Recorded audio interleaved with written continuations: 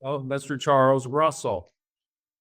He's an urban planner and designer with nearly a decade of work in city planning and urban design. From pocket parks to master plan developments, his work has contributed to communities across Colorado and Indiana. Along with his professional work, Charles is a member of the Corvair Society of America, Docomomo, and the Ghost Town Club of Colorado. Now, I think most of us here this evening know Charles well and would count him as a friend, um, and was certainly, as we all know, our former vice president. So, with that, I'm going to turn it over to you, Charles, with your talk, Sternberg Neighborhoods and Communities. Thank you, Josh. So, just briefly going over what we'll be presenting tonight, we'll be talking about Eugene Sternberg and his, really his two of his drivers that, were principles of his that contributed to many of his designs in both site planning and architecture. And really, we're going to talk a little bit about that and build up to how those two things influenced Arapahoe Acres. I know several of you um, are familiar. Arapahoe Acres is a popular project of his nationally. So we'll discuss that, and we have a short film that was put together for Denver Modernism Week that contains an interview with Gene where he talks about Arapahoe Acres and how the development came to be, and how he ultimately left the projects and why he did that. So with that, if I'm able to share my screen here, I'll get started on the build up to that. Okay. So start off just briefly, who is Gene? He was born in Europe, and attended architecture school in Cambridge. This was pre-World War II. To give you a time frame, he began attending that college and was in London, or in England during the time of World War II. After the war, he worked under Sir Patrick Abercrombie and worked on developing plans for properties that were bombed during events such as the Blitz and other World War II events. Um, after gaining quite a bit of valuable experience in British planning and design, he was invited to teach planning and design theory at Cornell, and he was there for, I want to say it was a semester. It was just not the place for the type of planning and design theory that he was, one, used to, and two, preferred to teach and to practice. He sort of in talking with colleagues, he mentioned that Cornell at the time was living on its past accomplishments, and so he ultimately left Cornell and joined the faculty at the newly established University of Denver architecture program, and taught there for several years, influencing the work of many of his students. And we can talk about that later. The influence that one person can have, especially as they're passing on their knowledge to those that they're teaching. Eventually, DU closes their program, and he starts his private practice, Eugene D. Sternberg and Associates.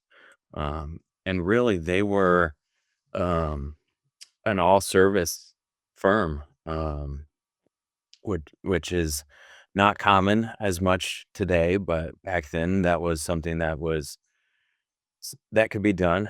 So they did projects, everything from the schools that you see here, um, master planning for hospitals down to little medical clinics. He did all sorts of housing, from apartment projects to public housing to senior housing.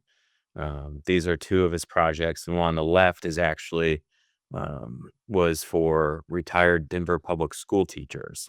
So a very particular type of resident that would be living there. And then the um, building on the right was luxury housing. So even within the housing um, industry, his firm covered quite a bit of all types of work.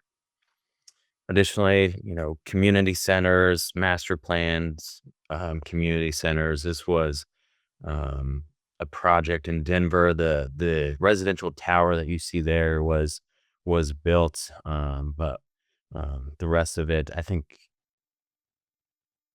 only a couple of the other items were built. But so it goes in a lot of planning projects. Not everything is able to be built from the concept level. Master plans, um, everything from design competitions to just theory work to master plans that were constructed, along with everything from churches, chapels, temples, union buildings, office buildings, labs, really just any work that they could get, that they could contribute to in a positive manner. And really, two things that were driving all of that, two of many things that I find important, in just reading about Gene and reading the things and that he has written and listening to him in interviews, are one, efficiency in nearly all parts of the project, and then the people. Um, and this is something that I think a lot of planners today, when we're learning and when we are applying principles and the wisdom of those that have practiced and come before us, these are definitely two that um, are still primary drivers for a lot of the good work that we do today. Um, and a quick story to set up of these two principles is, he describes a story where he was in Nebraska for a project, and the next town over, and this is very rural Nebraska. The next town over, the people come to him and they say, "Gene, we need help. We need to construct a church. We don't have our own place." The congregation was just meeting in on a weekly basis, rotating between people at congregation members' homes, and they needed a central place to meet. And so um, he visited um, the town a couple weeks later, and he admitted that he actually couldn't find it at first and realized he had actually passed through the one four-way stop that was in town, but he ultimately found his way. And um, as the story goes, the congregation tells him, "Look, this is something that is important to the entire community. We need this building. So, go out, search for the land, you know, find a proper piece of land that will do, and the farmer, whoever it is, they'll donate it. We don't have any problems in finding land. Um, the one caveat is that we have no budget. We have no money, but we just need somebody to design it. We will, you know, if you can design it, then we will collect the materials. We will collect the we'll construct it ourselves over time as we're able to." And so he searches for the land, and he sees off in the distance, he describes the old high school, the old two-story brick high school. And so he says that's it. Purchase that building, which I think they ultimately purchased for like $1 or some minimal to no cost amount. Purchase that old high school that's no longer used and take it apart, dismantle the building, save everything you can, every brick, every nail, every hinge, everything. Save as much as you can, inventory it, and send me the list. And he said about 2 years later, when they had fully assembled the building, they sent him the list, and he designed them a church. And uh, I don't know how long it took, but what we see today is this. Um, and I believe that was pro bono work that Gene did for a good reason, for a community that needed it. And that is a story. When you hear him talk about it, it was those two things that we just mentioned, efficiency and people, are clearly part of his primary principles that drive the design of many of his projects. That nothing, not a single nail, if possible, was wasted, and was willing to work with the community to provide what they ultimately needed. And so I think that's just a good intro to, that story that he tells is a good intro into, you know, who he was and how he practiced and the designs that he um, built. And so as we start to look at, what are some of his projects, and what are those principles that were driving these projects, and how does that ultimately, how is this all going to connect to Arapahoe Acres? And I think Gene does a good job here, obviously, in his own words, of saying that, this project, the Mile High Housing project, which I'm sure some of you are aware of, is now the South Dahlia Lane community in Denver. He describes this design as his philosophy about housing. That, you know, this isn't even housing. These are homes, and this is about community. Homes are like people. They need neighbors. People need neighbors. And so he was big into the community aspect of all of his projects. And so you can see on the aerial to the right of this Mile High Housing, um, is that it's a, I don't 20 or so, 20 to 30 homes in this community. It was one of the first co-ops in the nation. And you can see the community aspects that he's talking about is, the big village green, if in that center block, providing that as amenity, as a gathering place for people in the neighborhood, for kids to play, for community events. This community is known for their Fourth of July parade, where everybody, there's a parade around the entire the entire neighborhood. The amphitheater that was built within that space, the possibility that one day it could be, a small kindergarten, or something of that nature, if if needed. If the community determines that they need something like that, then the space is available there, and it's intentional. And not only, was his concern with this project about the people who would be living there, but, also in the homes that they would be living, that, just like that church, that, simple design, simple materials, nothing is wasted. Every square inch is utilized. And you'll hear that from him in a few moments as we watch the video. But, you know, sure, these houses may have been at a lower price point, but that's in no way does that reflect the quality of their design and of their construction.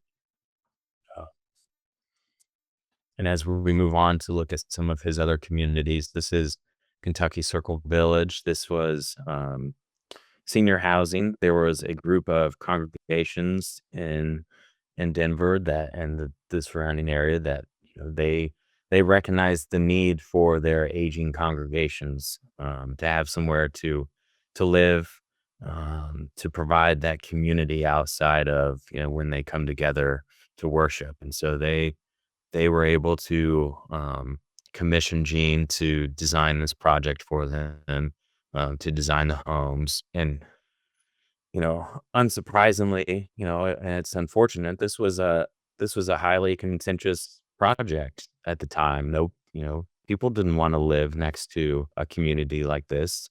They didn't want to live to senior housing. But they were able to find the land, and Gene, you can see the same sort of design and planning principles applied here, providing it's not it's not as clear until you really get there on the ground floor. And as we move into looking at those two principles mentioned previously, when looking at this project, I mean, it's a congregation of churches. They're able to fund the project, but limited budget. Every penny matters, every nail matters, every square inch matters.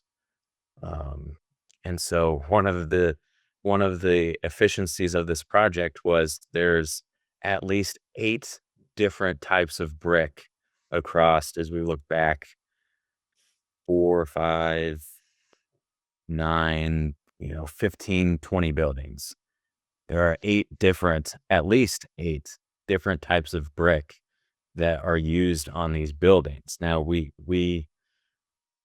as we were researching this, we were like, why would he use all this brick? Why there's 2 different, shades of blonde, and one is smoother and one is rougher, and, the sizes are different, the colors are different. And what we were told was it was a way to help the cost of the project. They were able to order, the last runs of discontinued bricks, and that's what they used to construct a lot of these buildings. And so, in that efficiency, it adds a uniqueness to the project that, I don't think if you even intentionally wanted to do something like that, that you could get the variety with purpose that was achieved in this project, by utilizing and being thoughtful about the project through every part of the process, from the budget and to the people who are, um, funding the project, the people who will be living here. Um, and as we move into this community and just look at the spaces that were created within the plan, you can see the 2 different, um, at least that third one on the right might even be a slightly different blonde, but you can see the 2 different bricks shown there. And these, for seniors especially, they were already had this shared community coming from similar congregations. These areas, these communal spaces were very important to, the health and the lifestyle of the people who are going to be living here. And this is a shot, a photo taken, sort of at the edge of this particular um, common area. But as we look back, as you start to really look at the site plan, you can see just how many little community areas, little little spaces are within this community. And as we visited this community, every single one of those was being utilized in some manner. And usually it looked like this, where people had taken, this was during the summer, so it was nice, but people are gathering in those areas. They're taking the chairs that were already, either on their back patio or were up by the entry to their door, and they're bringing them into those common areas, and they're coming together as a community, and doing stuff that they enjoyed doing, and talking with the people that they enjoyed talking with and being neighbors with. And in talking with the manager of this property, she described it being as a joy to walk around this community and just see the amount of people who, you know, are enjoying and utilizing these spaces that are not always intentional, unfortunately. A lot of times these spaces are created from just the leftovers. But Gene, especially, was um, particularly intentional about crafting spaces like this. And it's not just the single family or the detached projects that he did this in. This is an image of that housing for the retired Denver public school teachers. It was its original intent. And again, looking at who is actually going to be living here, who are the people that are going to be a part of this, apartment community. It's a community regardless of whether it is, a 2,000 square foot house or a 600 square foot studio or one bedroom apartment. And so with this, the primary, um, I think the floor plans are made up of s- studios and two bedrooms, and the two-bedroom units were on the corners where it made sense. But predominantly looking at the demographics of who would be living here, those two unit types were 100% appropriate for the people that were going to be living here. Um, and as we look at one particular feature that was pointed out as we were visiting this project, maybe a little difficult to see, but this is from one of the floor plans of a typical floor. You can see the two elevators, and then you can see the units on either side and the stairwells on either end. And um, Josh, you can feel free afterwards to relay the story in more detail if you feel. But as we were touring this, the building manager thought, why is the hallway so large? I never understood that. Why it seems it seems wasteful and inefficient to have this much space dedicated as just a hallway. And then the light bulb came on. It's not a hallway. It's a gathering space. This is the communal space on every single floor for the 12 units that were 10 to 12 units that are on each floor. This is their communal space on each floor, in addition to the communal spaces that, were on the rooftop and on the ground floor, you know, being thoughtful about, you know, these are retired teachers who primarily, taught in the same school system. It's highly likely that they all know each other. So, and the demographics show that most of them only need a one bedroom or a studio. So, where is their communal spaces? So providing that and being thoughtful about this isn't just, you know, a wide hallway because it was a space left over. This was intentional to provide them a space for that community aspect of this particular project. And I think that really sets the stage. Everything that, these projects that I just talked about, that I know I didn't go into too much detail about each of them, but that was really because I wanted to set the stage for Arapahoe Acres and how, um, these two things, efficiency, the people, how those two things and affected this project and impacted this project. And you know the Arapahoe Acres that we see in this photo, this is built out. It's not necessarily Gene's Arapahoe Acres, and we'll let him explain that in the video.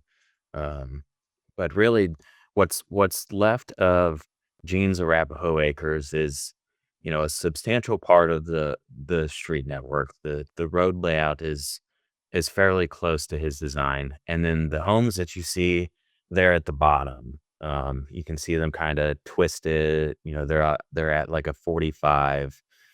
Those are the homes that he designed and anticipated being a part of this larger community. Um, but as we've researched and looked into it and heard Gene talk about it, the there's really only a little part of Arapahoe Acres that is remaining of his original vision and intent of what Arapahoe Acres was intended to be. And so with that, I think we can trans go over to the video, and I will pull it up here.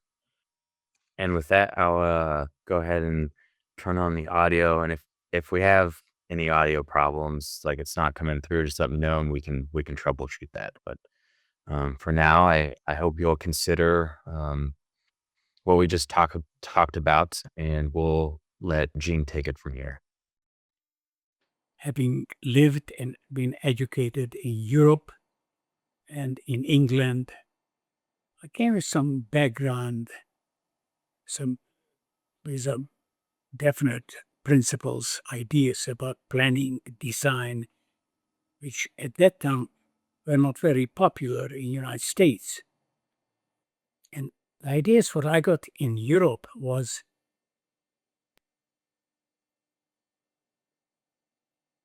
simple design, simple materials,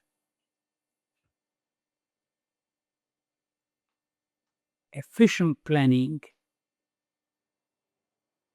minimum amount of space for corridors. If you can develop a plan, no corridor at all, that's a good plan. Every square inch of the unit should be useful, utilized. It's a wonderful, strong statement and a very meaningful. And the second principle, which I was strongly favored because of the English background, you don't design housing. You design neighborhoods, communities. It's over 50 years when Arapahoe Acres was developed. Ed Hawkins was a good builder, one of the best in Colorado. What I mean by best is that he was a contemporary builder, a modern builder who appreciated contemporary architecture.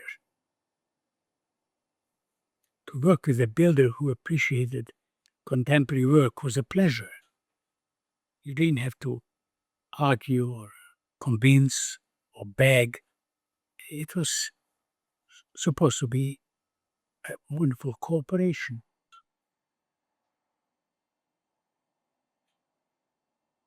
He bought some land in Englewood. I don't remember the details. All I remember that he and Revere Copper National Organization put us together. They wanted to sponsor a total contemporary subdivision in Colorado, and they wanted to put an architect and a good builder together. And I happened to be the architect who's recommended to be the partner or so-called collaborator. I started working on a master plan.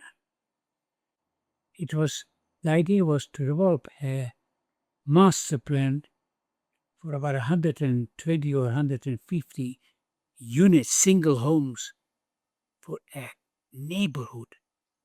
Is a little village green where maybe a kindergarten could be built for the children who live close by. No street goes straight through. All have privacy. So you force people, even those who are in a hurry, slow down, damn it. Because there's no straight line. those were the concepts behind the master plan for Arapahoe Acres. At that time, people were building, the general building organizations, the builders were building little tic-tac buildings, little small buildings all over Englewood, all over Denver, which cost between $4,000 and $10,000 each. All of them looked alike. There's no special design. There were no consideration for orientation. They all fitted nicely into the grid pattern. You had a living room. You had a picture window in the living room looking across the street to another similar house, looking into a picture window of another house across the street. You see what I'm talking about? So that was a typical home, and that's the same thing was surrounding Arapahoe Acres, same kind of homes. The home sort of, the rules were always saying you have to have a 25-foot setback. I didn't see any logic to 25 feet. Why not 30? Why not 10? Why not 5? A little variety. So when you put one building 25 feet, why not have the other one only 10 feet? Have a little variety going in and out, so the buildings are not line up like a regiment, line up and salute. More freedom, because quite frankly, I loved the freedom of what America stood for. And it had to be expressed in architecture.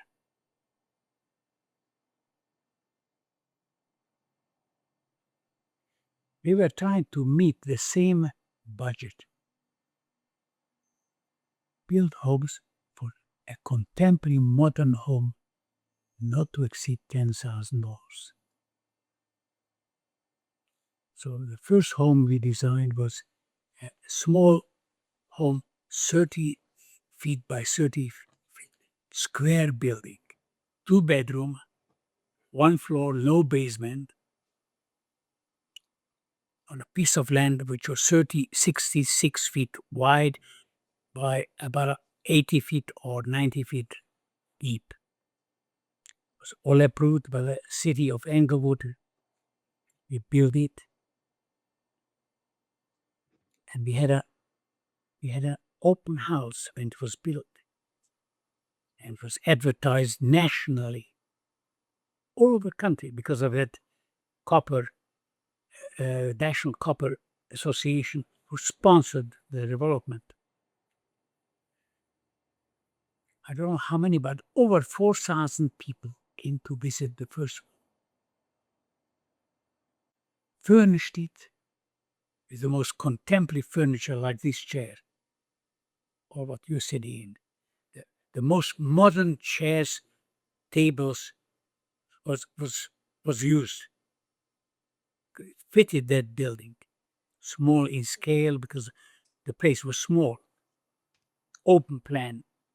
The kitchen, dining room, living room are all tied together. The only privacy was a 2-bedroom and a bathroom. That was a separate. The first day, somebody made an offer to Mr. Hawkins that I want to buy this first home, and I'll make you an offer. I'll pay you $13,500. Although it was advertised that the home will sell for $10,000. Can you imagine? This was my first fight. Hawkins wanted to sell it for what it was offered for. And I said, you agreed to sell it for $10,000. You sell it for $10,000. I said, forget it. I'll say for $13,500. That's the price what people are going to pay for it. The first 9 homes were sold the same week or the same 10 days before being built. The first home which was sold was immediately contract signed for the next 9 homes. And it was known that the project is just selling like hotcakes.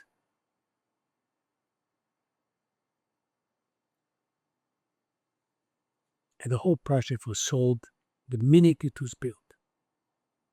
There was not ever any vacancy. And the same is today. You look at that development today, and it's in excellent shape.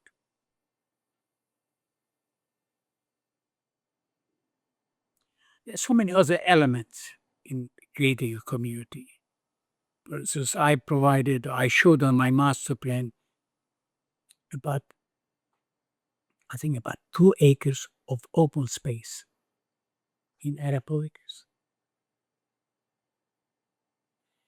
I'm really sorry to even talk about it, but as soon the project became so successful financially for this wonderful, capable, talented builder, he decided to build 8 or 10 more homes on that open space. And that little village green disappeared.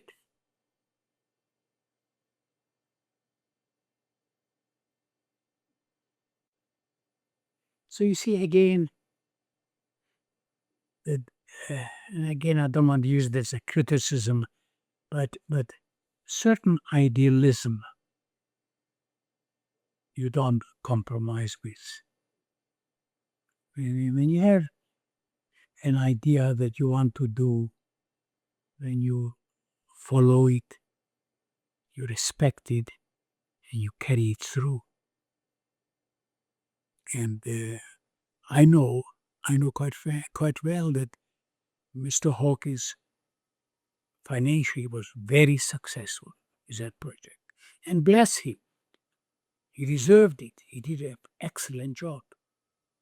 The best anybody could have done in Colorado that time. But there's certain, enough is enough. Don't overdo it. And I was too young to fight it. Anyhow, let's go back to Arapahoe Acres. 2 things or 3 things happened there on the first house in Arapahoe Acres. First of all, never before, anywhere in Colorado, was cavity walls built. 2 layers of 2-inch brick. Is 2-inch cavity in between. So that if you have a brick surface outside, you have same brick surface inside. That's number 1. Well insulated. Permanent. Inside and outside the same material, which is honesty in material. The next item which I innovated with Hawkins together, we put in a heating system, radiant heating on the floor. Hollow, those tiles, those 12-inch square tiles with 4 holes in it, 3 holes. We laid that down on a 2-inch concrete pad and poured 2 more inches on top of it. And we poured the hot air from a furnace into it. And we had little registers coming out, heat coming through the edges. That was our heating system.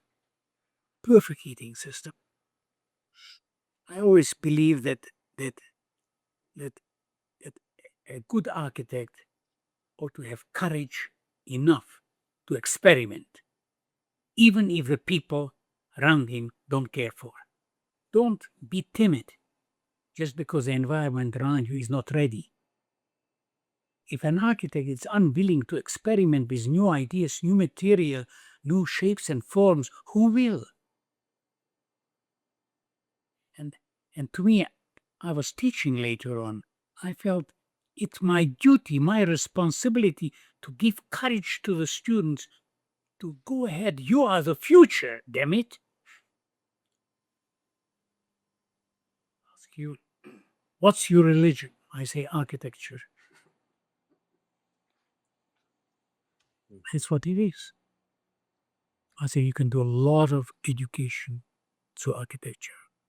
You can do a lot of good things through architecture. And you can be a very good person through architecture. And I had a wonderful life. Wonderful people around me, good family, good society. And looking back, I would have not done anything differently. That's great, huh?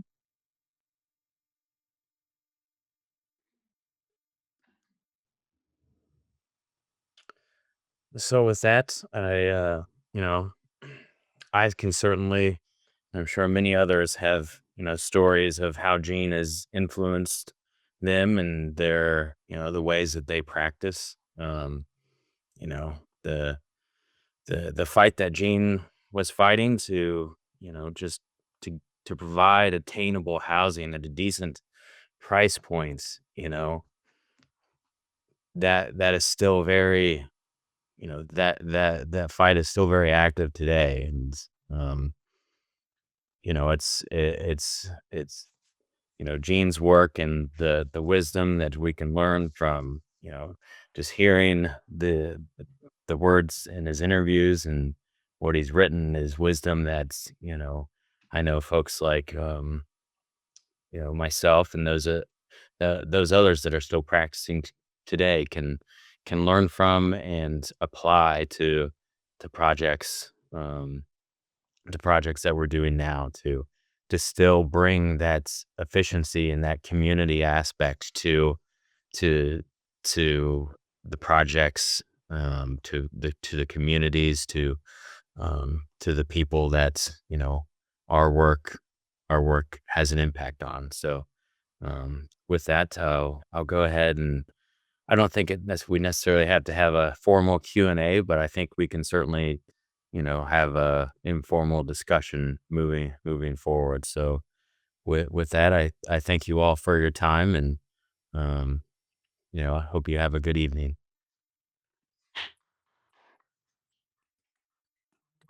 Richie on Thank you very much. and we'll open up the floor to Charles' discussion. It was interesting to me that Gene said, I knew Gene Sternberg, and it's interesting that he said that his religion was architecture. Actually, I got some insight into Gene because my neighbor across the street went to school with him in a town called Munkash in Czechoslovakia. And this was an Orthodox Jewish school, and all the classes were carried on in Hebrew. But the one thing she expressed to me about Gene was his drawings were always shown on the walls of the school. Well, he was already a prodigy at that point. And what a small world to end up living across the street from each other. It's not even All right. happen. Across the world. I knew Jean before I knew her. She moved in later.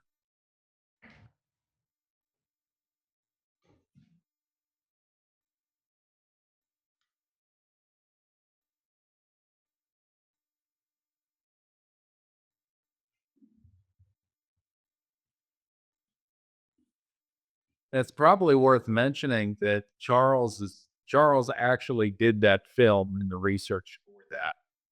Who did he? That's great.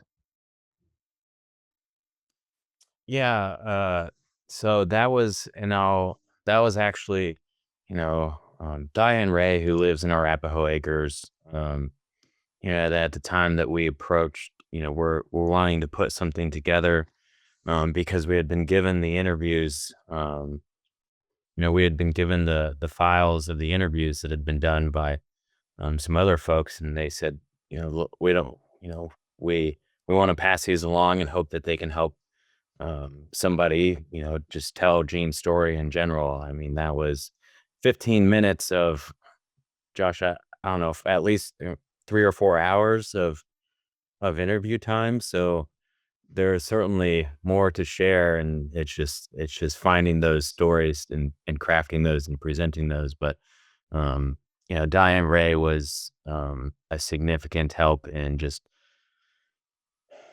primarily sourcing, helping source a lot of the information. Um, she was familiar with Gene, and had a lot to say, and was appreciative of his work. Um, and so that I can't take all the credit, and there were certainly many others who helped to bring together what we saw, and to find the information that we have today on Gene. Was the interview on film or on tape? I believe it might have been on tape, and then it I believe it was on a VHS tape, and then at some point it was converted to a CD, and then we don't have the CDs, but we were able to pull the video files from those CDs. So they've been around the block in terms of format. So you have the complete interview? I think we may be missing a couple hours, but we have probably about 3 hours or so um those MP4, those digital files. So Is the interview in any of the libraries yet? Because it should be filed either with Western History or History Colorado. yeah, I'm not sure. Josh, do you know? It's not. Okay. It really ought to be. I know. Yeah, I have one of these in mine. So Mhm.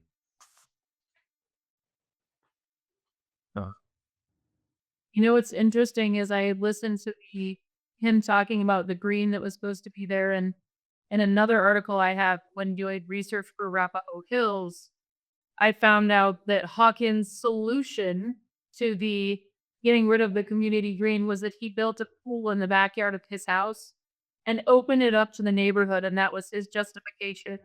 That it was okay if he let the neighborhood at least have a community pool. It was okay to get rid of the green. So, if you want a little bit of a laugh, that was something I found along the way. It was quite interesting. You know what I think's really interesting about the film is that Gene is so nice about Hawkins.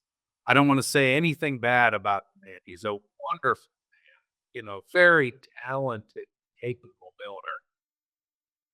But until the day Hawkins died, he swore to God that Gene Sternberg had nothing to do with that community.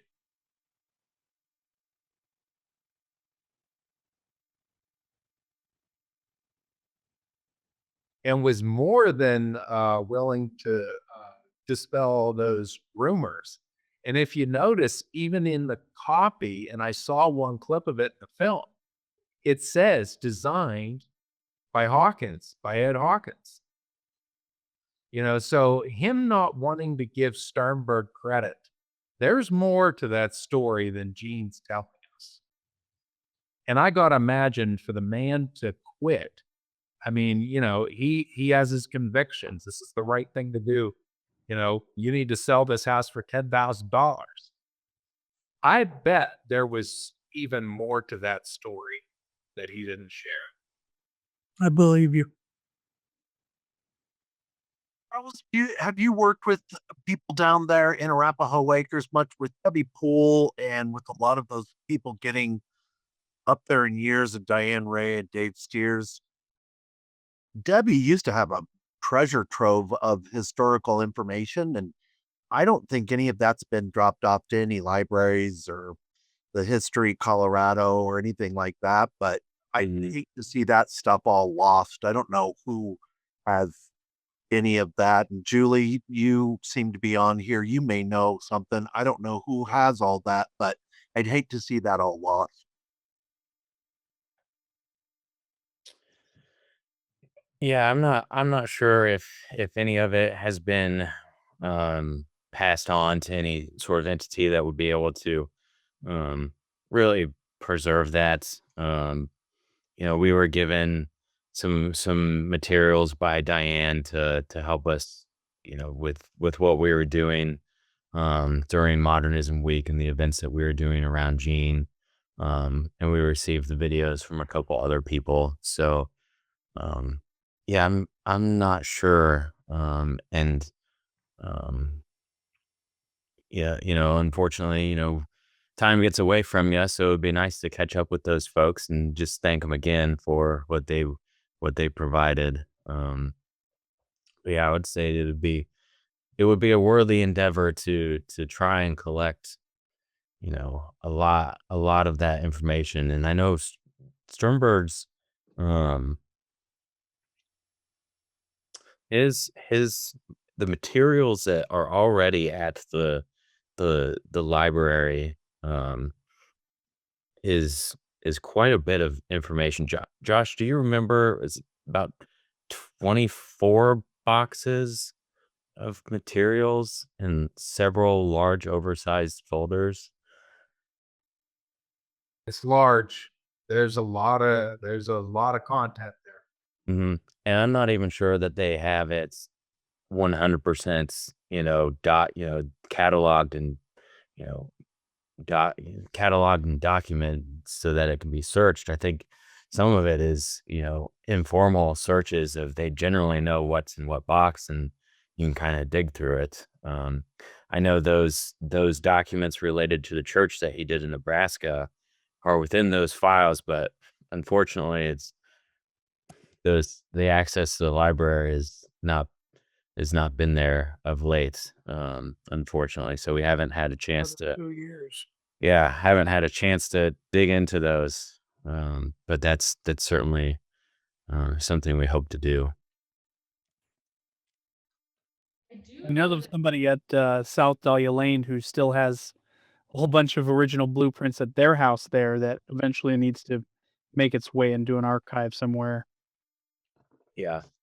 And and talking with the staff at the library and at History Colorado, that is being able to have somebody or have a staff to go through, just one person's, donated collection is takes a lot of time and uh significant amount of effort and the budget that has to be there to pay those folks to do that. I mean, it is a significant undertaking to just catalog one person's collection, and I know they receive, um, documents and donations all the time, and um, and speaking with History Colorado, just hearing how they have to, they have to turn stuff away because they have to prioritize what they're able to get to and what they're not able to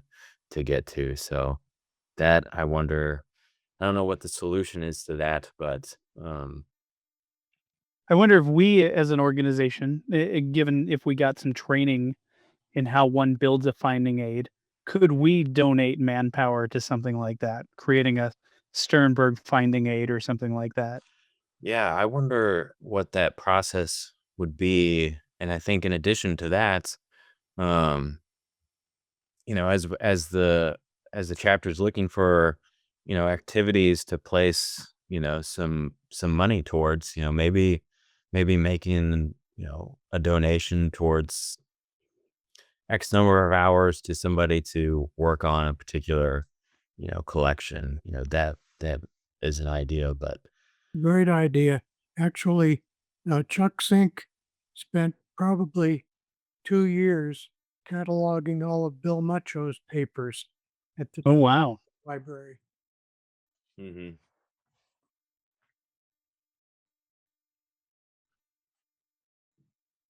I believe it was Diane that wrote the book on Arapahoe Acres, because there is a book that was published. Now, Diane did it. Yeah, and so there at least is that book that's out there. I have a copy of it. I don't have a copy of for Mid-Century Denver, but I do have the Arapahoe Acres one, so I know some of Yeah. it at least is preserved in a book. And it's a good book, but it's very high level. It doesn't go into much detail. Yeah, for those curious, this is a copy here. I don't know why you can't see it. So it's pretty it goes into, it's high level, but it has a lot of good information to it.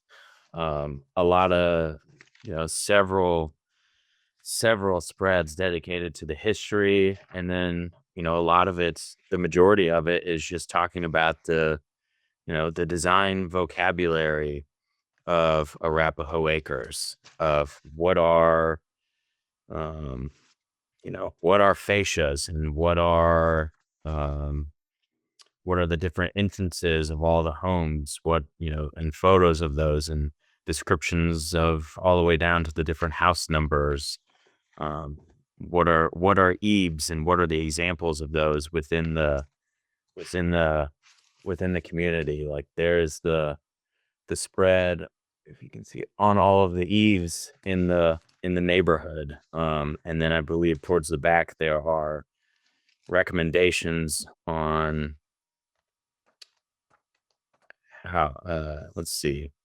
Yeah, recommendations on just how homeowners can work with, some of the preservation efforts of their own home within the community, how to deal with a little bit of sun damage or water damage.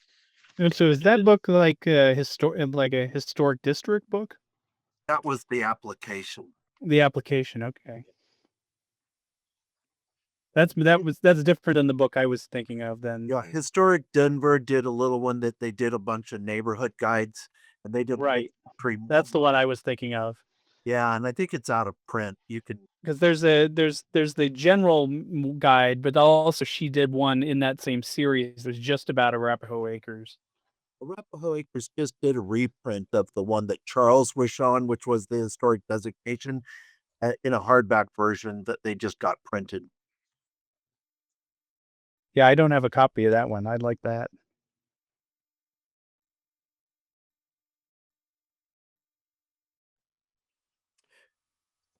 What I find interesting about Gene and his work, and when he talks about some of his projects, is he always seems to have some sort of battle with the city planners or the fire chief, or anybody related to Or even the developer.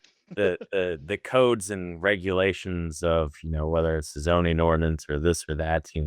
Just hearing about the setbacks, and the fire chief wasn't 100% supportive of the curvilinear street patterns, worried about how they would find, the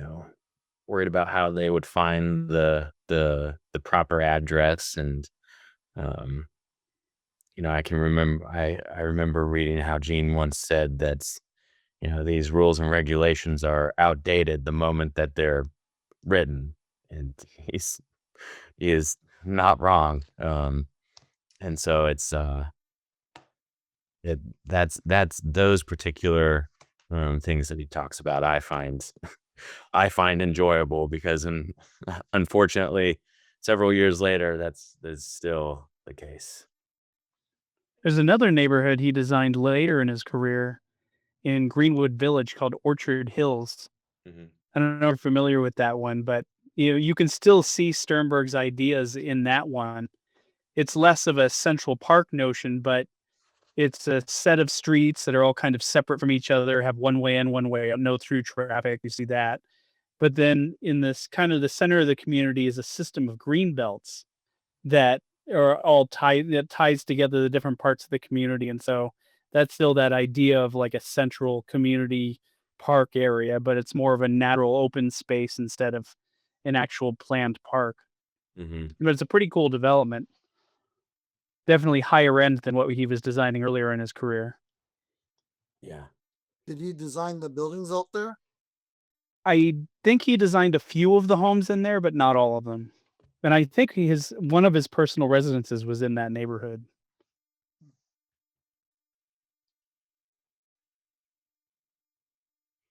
I think it's incredible. Like when you're showing the site plan in the film for his 9 houses in Arapahoe Acres, is the spaces between it, and they're just like the ones that you were showing at Kentucky Village. Or community spaces. Mm-hmm.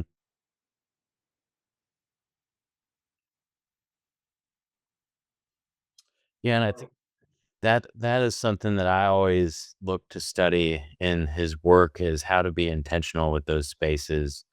Um, a lot of times, unfortunately, it's easy to just designate whatever space is left over after done the math to get your required parking and your required setbacks and all of that. It's easy to just whatever leftover space. So that's the amenity area, or that's the communal space. So um, his designs those are what I like to look for is what are the little design tricks, so to speak, that he was able to accomplish and that were successful, and how can we apply those now? I think even just the way that he turned those would turn the houses, like at a South Dahlia at Mile High to create those different, it's not just one big backyard. It's, a couple spaces that make up your larger backyard. So, um, able to apply that to a project recently. And so, um, yeah, for me, Gene is, a resource, a professional resource for just continuing to make, you know, the built environment better today. And I think that was what I alluded to during just giving the background on Gene and how um, he was a professor there at DU, and just, you know, we haven't found a comprehensive list of his students yet, but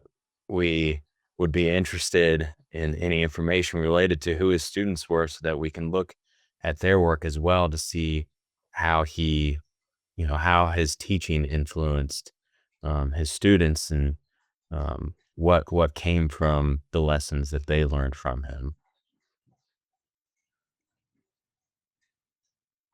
Alan, I'd be interested to hear any enlightening stories that you have about Gene. Well, I don't really have any. I don't remember a lot.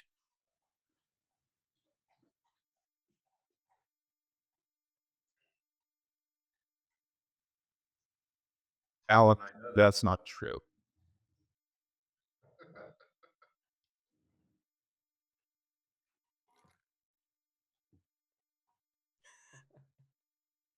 Well, I do know one thing. Roland Wilson was one of his students.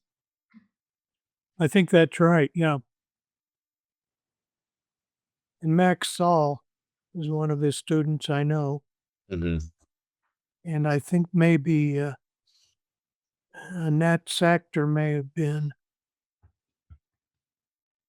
At one time I used to know who all were his students, but I just don't remember. Mm.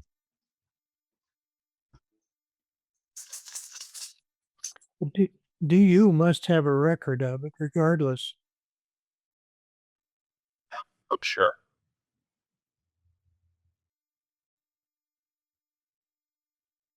Yeah, that man had a huge impact, not only just on his students, but the fellow architects in the community the whole time that the man was practicing.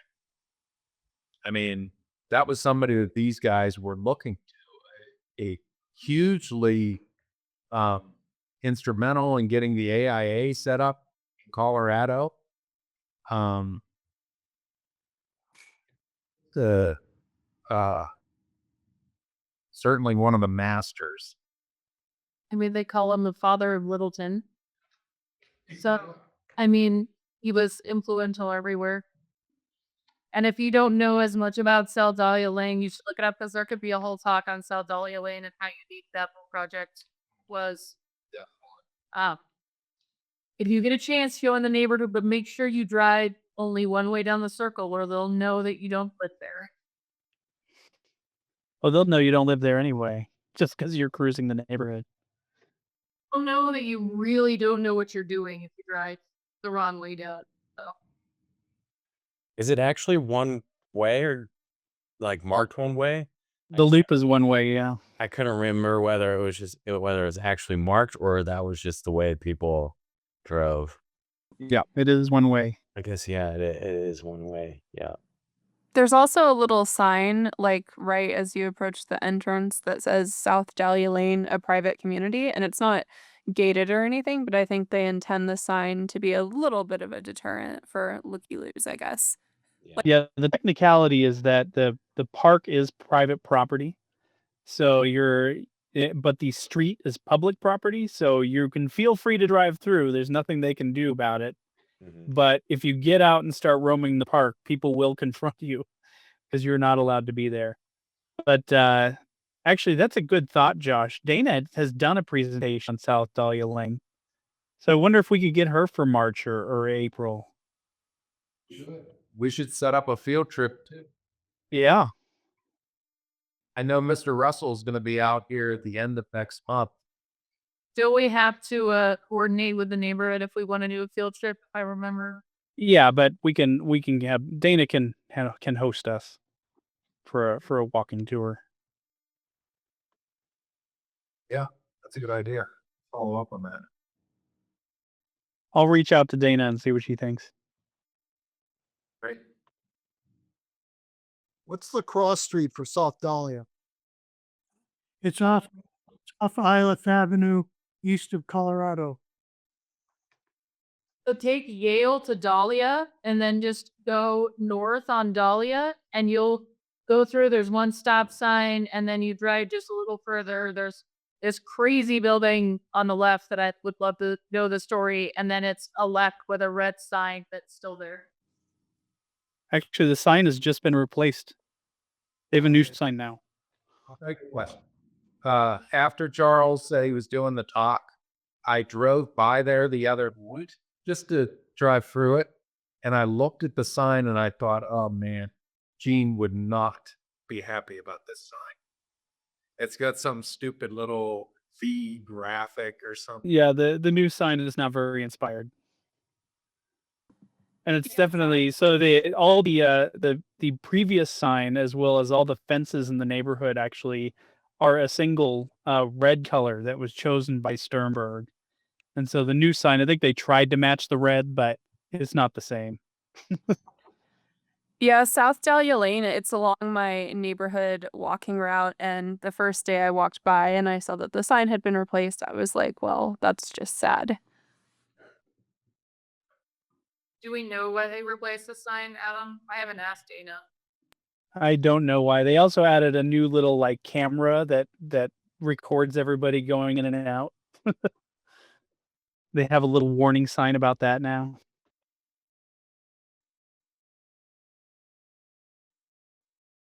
But it's still a public road, so don't let that hesitate you. Smile, you're on candid camera. Yeah, something like that. If I just didn't even notice because I was at Dana's not that long ago. It's in the safe spot. It's just But yeah, the one way thing actually, that's part of the story that Charles was alluding to, was that was one of the compromises Sternberg had to make with the fire department, was they would allow him to only have one way in and out and have the curves that he wanted if they made it one way, but kept the width of the street to be the same width as you would have with a two-way street.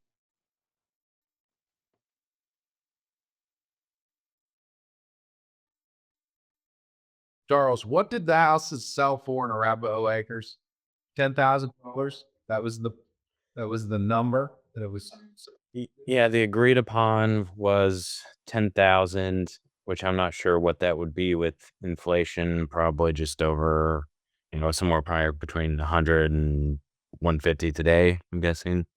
The first offer was, like you said, for 13.5, and then I think from there that was probably about the average was for the home for those first initial homes that are sort of on the one street. There's about 9 of them, 9 to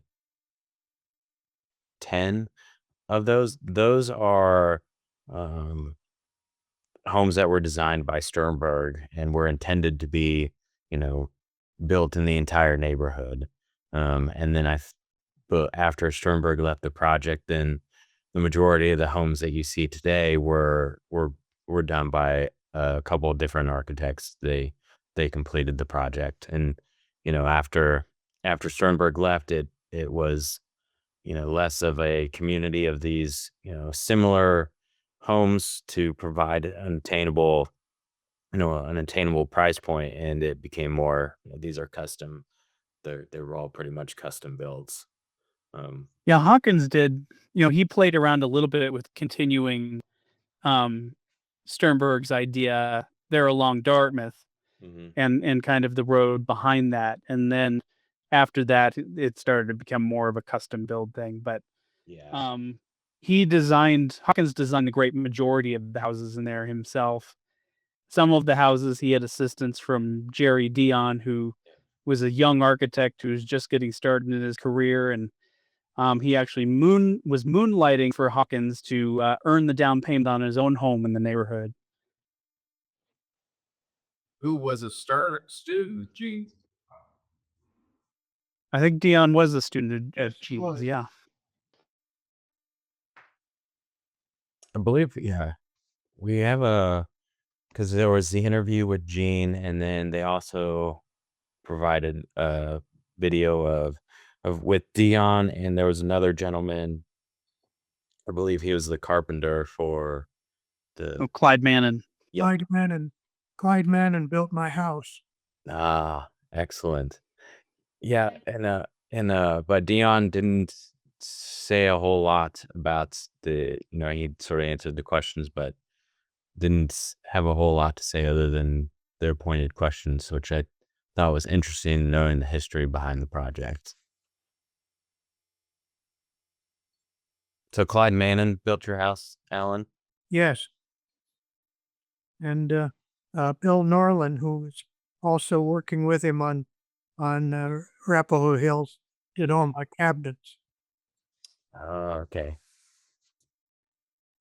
That all ties together. These are things that Adam and I had found out, but we didn't realize.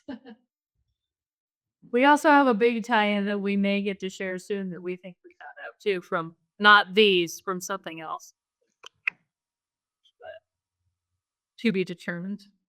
I also think Bruce Sutherland, who designed most of Arapahoe Hills, was a student of Sternberg's for part of his schooling, but he was there when the school closed. And so I believe he finished his education in Utah or something like that. I knew Bruce, but I don't know his education.